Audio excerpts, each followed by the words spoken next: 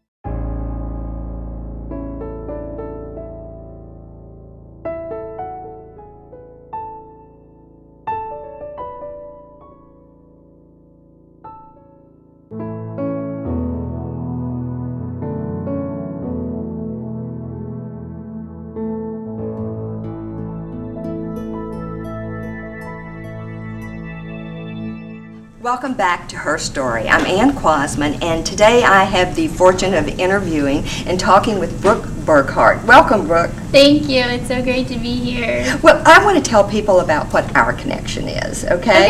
I'm the host of Woman Talk Live, which is a radio show here in Baltimore on Talk Radio 680 WCBM, and every year I sponsor a contest called the Girls Gone Great Contest, and you're number 6. I have found 6 fabulous girls gone great. And when I started the contest back in 2007, it was the summer that every time we turned on the news, we saw something about Lindsay Lohan or Britney Spears or Paris Hilton. And I just kept thinking there have to be young women out there that are doing good things and making a difference. And so I kicked off this contest and asked young women, I wanted to know what they were doing in this world. So it didn't have anything to do with grades, even though grades often come in as part of it, but I wanted to know what they were doing to make a difference and why that was important to them. And so over the past 6 years, I found 6 fabulous women, and you're the most recent one. So it's great to have you on board. Thank you. Girls Gone Great is such a great organization. It gives a lot of girls the opportunity to share what they're doing in their community and in the global community also to support what they have passion for. What I have found out is that so many people don't realize that we have young women that are real activists. And that's when I read your essay.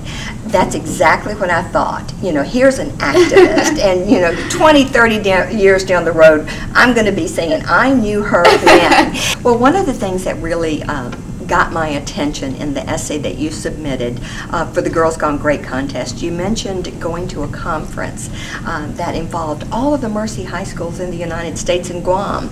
Can you tell us a little bit about that? Yes, at the end of my sophomore year, I was asked to attend a leadership conference at Gwinnett Mercy College in Pennsylvania. At the conference, there were 9 Mercy schools that attended the conference, and we were all there for the same reason, and it was to raise awareness of the cause of human trafficking. The year before I attended the conference, the conference was entitled the Now Campaign, and it was to raise awareness of the subject of human trafficking, and the money raised by all the Mercy schools was to go towards building safe houses in underdeveloped countries for the girls in human trafficking.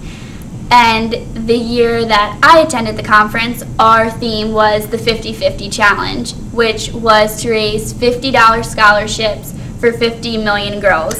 That is a lot of money. It is. And so, do you know where you are? Well, we raised about $20,000, and which was all of the combined Mercy schools work together, and so we got to raise 400-something scholarships to send girls to schools to keep them out of the cycle, because like most of the 12-year-old girls in the United States, their trouble is to where to sit at lunch and who to play with at recess. But these girls have to make a decision that's going to change their life forever, whether it's going to be they have to sell themselves into the cycle of trafficking, or their family does to get their family on the right path, or their husband or their father, just to survive. Right. Why is education so important? What did you find out about that as far as keeping girls out of this cycle of trafficking? Well, a girl being put in school helps them stay out of the cycle of human trafficking, because it keeps them out of, not necessarily out of the home, but in a place that is safe, where they're educating themselves to strive for a better future and to look for a job and not be as vulnerable to be put in the cycle of human trafficking. So, when you came back, you went to that conference and everybody got all excited, and you had this project, the Mercy Girl Effect. Yes. And is the Mercy Girl Effect the project itself of raising the scholarship dollars? The Mercy Girl Effect is the project that all of the Mercy schools do together. Okay. So each year a new, I guess like a title is given to the fundraiser that we're supporting to raise money for. So one year it was Project Ujima, where we raised money to build communities and schools in Ujima. And then one year it was just to raise money for underdeveloped countries and to supply safe houses. And then last year it was the 50-50 Challenge, which was to raise scholarship money to send the girls to school. $50 scholarships, $50 million, yeah. $50 scholarships. And when I heard that, I was like, that's crazy. But I mean, you have to set your standards high so that you can strive to meet that. And so this will be an ongoing project. Well, it's each year. So this year our project is to build the schools. Okay. So build the schools for the girls to go there. But I mean, it all goes to supply the same human trafficking kind of idea. Sure. So giving young girls an opportunity to see that there's a different way to live. Yes. So when you came back to Baltimore, yes. and you had to rally the troops at Mercy High School in Baltimore. So yes. What did you do then? Then we had a school-wide assembly, and we educated the Mercy community about why we went to the conference and what we learned, and we told them what our goal was of the campaign, and we sold sunglasses that on the side it said Mercy looking into the future, so that when you put the glasses on, it was like when you would look into a new future for a girl because you contributed to a scholarship to send a girl to school who was hopefully looking for a new future. So and we have like school-wide clubs that they gave money towards. They had fundraisers We've had a concert at our school that it was just something new that we tried, and we raised money for that. We had a Zumba activity after school, which girls paid $5 to come to, and we had a Zumba teacher come, and she taught us all Zumba, and there was not an empty space in the gym. And sounds fun. Yeah. And we had, so serious stuff can be fun, too. Yes. And we had a dance. We got a boys' school involved, our brother's school, and Mercy, and they paid for their tickets. And you know, the DJ, he was like, I'll down the price because it's going to a good cause. And fabulous. Yeah. Now we're going to go into a little more serious side of this. We're talking about human trafficking and the cycle of human trafficking. Can you address exactly what that means, what trafficking is and what the cycle is about?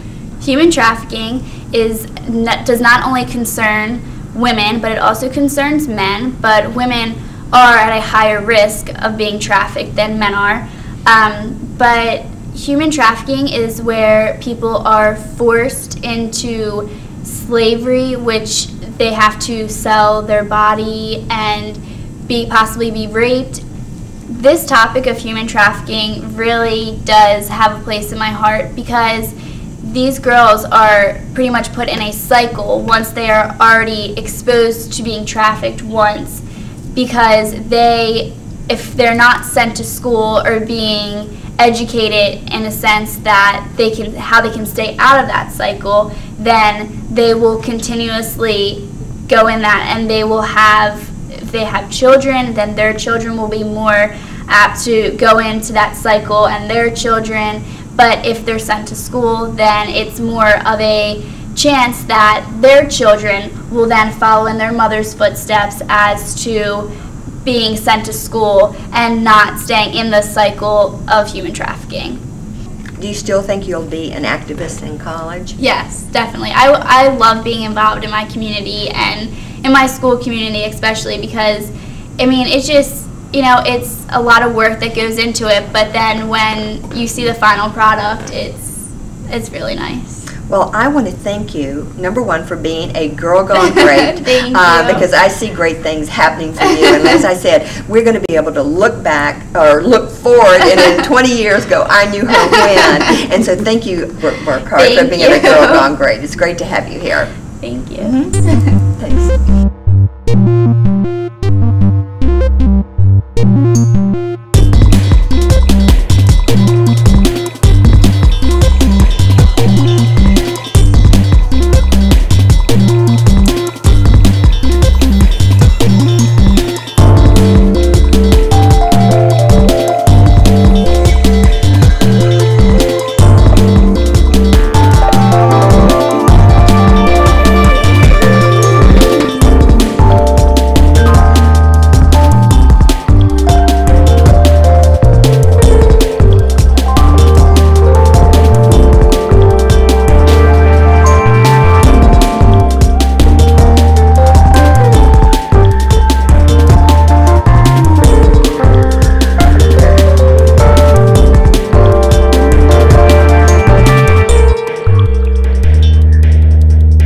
Welcome back. And now we're going to be talking with Tess Veloso, who works at Mercy High School here in Baltimore. So Tess, why don't you tell us about what your role is over at Mercy? Well, I'm the Director of Communications there, so I do a lot of advertising and writing, press releases, and I get to take a lot of pictures of our students. Okay. And so what are some of the programs that you've been involved in? Because you know we've been talking with Brooke Burkhart about her role as an activist. And so do you work with a lot of young women that way? Yes, actually, we one of the fundamental things that we try to instill at Mercy is a sense of social justice. And so we want our students to be exposed to all kinds of different issues and topics and other organizations. Brooke is one of our seniors who was able to attend one of our Mercy Leadership Conferences where she met with students from other Mercy schools, and I don't want to say fell in love, but became passionate about the topic of human trafficking. Mm-hmm. And she came back with the other students who attended with her and went on to educate the school and the immediate Mercy community, Mothers Fathers clubs, the book board of trustees and so forth. And you actually were able to raise a lot of money. But the other part of this is that that was all student-driven. They were not directed on how to raise money or how to educate the rest of the community. It was really up to them. That's part of the leadership development that we like to provide for schools. So I was going to ask you, how important do you think it is to instill this sense of giving back and doing something for the world in our young people? It's unbelievable what people can do if they're passionate and they gather the right people around them. The founders of the Sisters of Mercy began in Dublin, Ireland, and now it's an international community of schools and hospitals and other kinds of ministries. I think the importance of helping our students learn activism, advocacy, and social justice is because they can really make a difference in the world. One of the advantages of being in a school like ours is that you do get exposed to that, and it is one of our fundamental issues that's actually integrated in all of the courses as well as the activities in the school. How is that done? Well, we have several organizations, and one of them that you interviewed, Brooke Burkhart, she's a member of the Macaulay Club, which is a community service organization. And they do a lot of different kinds of projects. They go out into the community and provide community services. They make casseroles for our daily bread. I'm going down with the group this coming week. They're going to be visiting my sister's place and serving lunch. And they did the polar bear plunge last month, which was the first time they'd done that. So they are out in the community where people can actually see that teens can really offer a lot of good, and it's a building block for them for their future in terms of helping to make the world a better place. I think that you know, when young kids learn that at a young age, then it's something they can carry with them throughout their lifetime. Yes, exactly, and especially during the teenage years. They're very formative years for what makes you tick as you go forward, and the things that you get exposed to during those 4 years of high school become touchstones for you later on in life. Even as the older you get, you still have that foundation to draw from. No matter what you do, because I think back to my career working in corporate America and the importance of being a good corporate community citizen and having our corporations give back to these incredible organizations or causes. And this is what funds it, you know, are these people coming in with that belief. Yes, and that's what we want to do. We want to educate our students for the future, for the good of the community and the rest of the world. And I don't say that lightly, because it's a real, it's part of our philosophy statement and our mission statement of the school. Well, one of the, several years ago, I interviewed a woman named Betty Youngs, and she is an educator at UCLA and has written 38 books that have been translated into a gazillion different languages. And one of her most popular books is called Teaching Kids to Care. And she starts out with young kids with exercises that parents and teachers can do regardless of the age level to get kids involved in being you know, giving back and being an advocate for certain causes. And it sounds like that's what's going on at Mercy High School too. Yes, it's one of our, it's an intentional thing at school. We have other organizations besides the Macaulay Club too. We have SAD, which is Students Against Destructive Decisions. We've had Voices of Justice, which is oriented toward learning how to create peace in the world. We have a Center for Global Education where the students where we have a resource person who provides information to the faculty in terms of how to integrate issues, global issues, into their curriculum. And the director of the Global Center for Global Education is actually this teacher who accompanied the students to the UN last week. Amazing. If someone wanted to get in touch with you and find out more about what's going on at Mercy High School or any of the programs, how would they do so? The best way is through our website, which is mercyhighschool.com. It's all one word, mercyhighschool.com. And we're also on Facebook, Mercy High School Baltimore, which shows a lot of the activities of our students. It's a really good place to get a feel for what we do and what we want to provide for the students. You can always call us at 410-433-8880, but call online and everything should be there. Wonderful. Well, thank you so much for being here today. Thank you very much for having me. And thank you for the work that you're doing. Thank you. I'm only one of many, many people working for the same thing. Well, it's great to have you here. Thank you. And we're going to take a break right now. We'll be right back.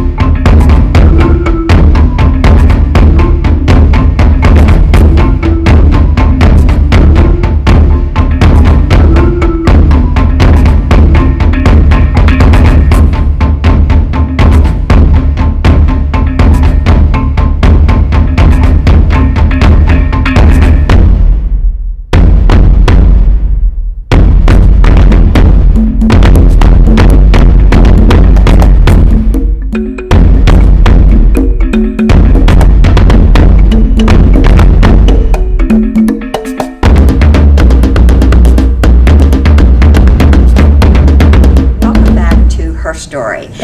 Jill Moss-Greenberg, so great to have you here. Thank you so much, and thank you for sitting in for Kate Campbell-Stevenson this week. It's been a real pleasure. And Jill, you're the Executive Director of the Maryland Women's Heritage Center, and in that role you are very concerned about what's gone on with our women in the past, what's going on with them right now, and where we're headed in the future. And so today we've been talking about a very serious subject, trafficking.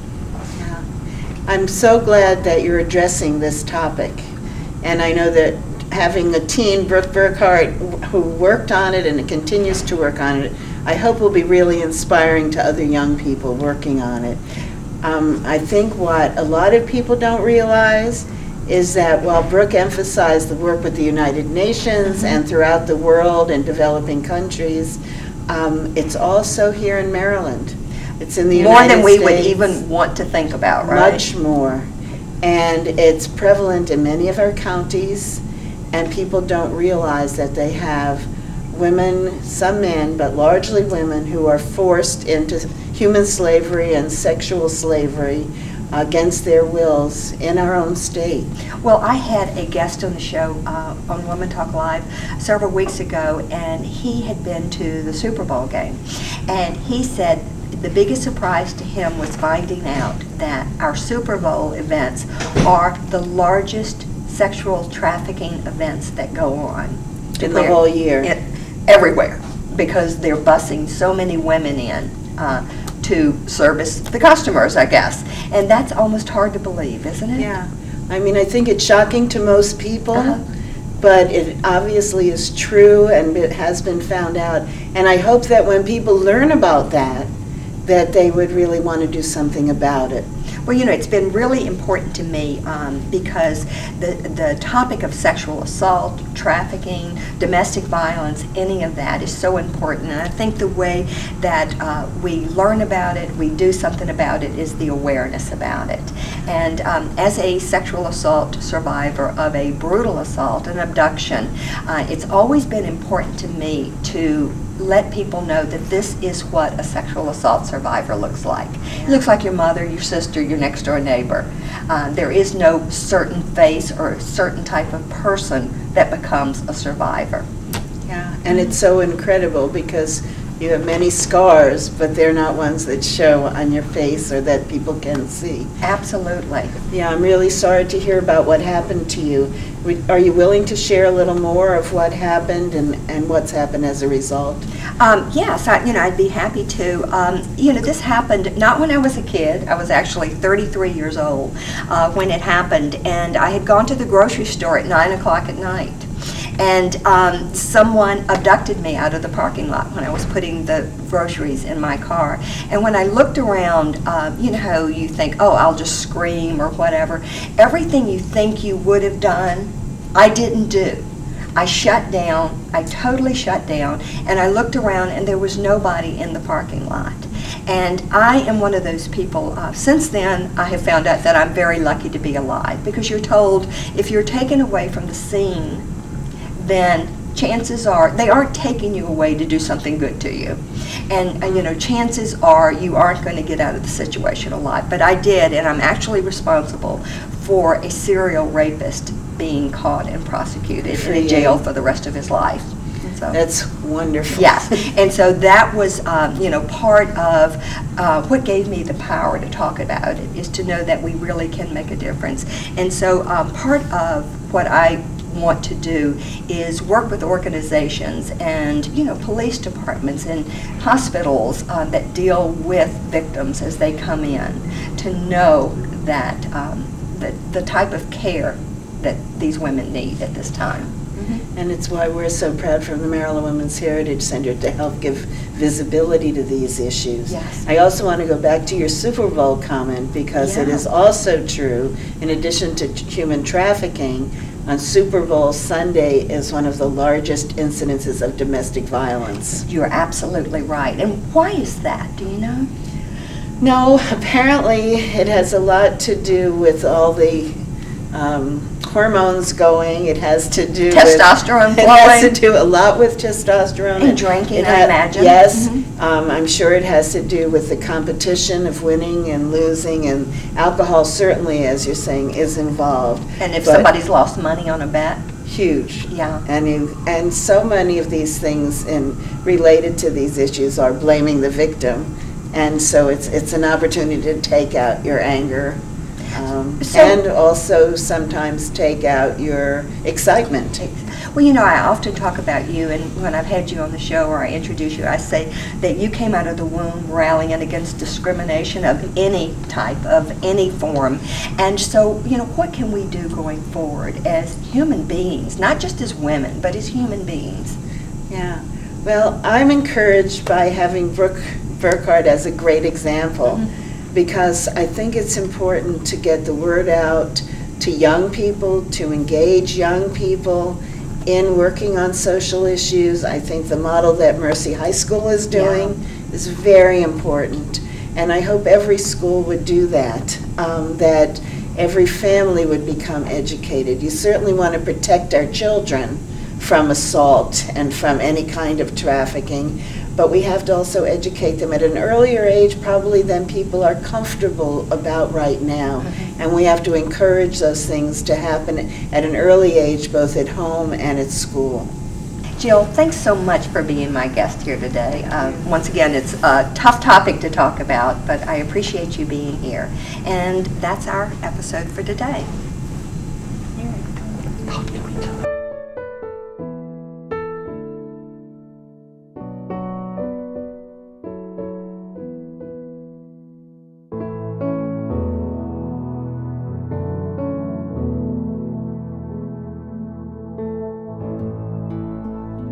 So that's our show today for Her Story. We hope you enjoyed it, and we'll see you next time.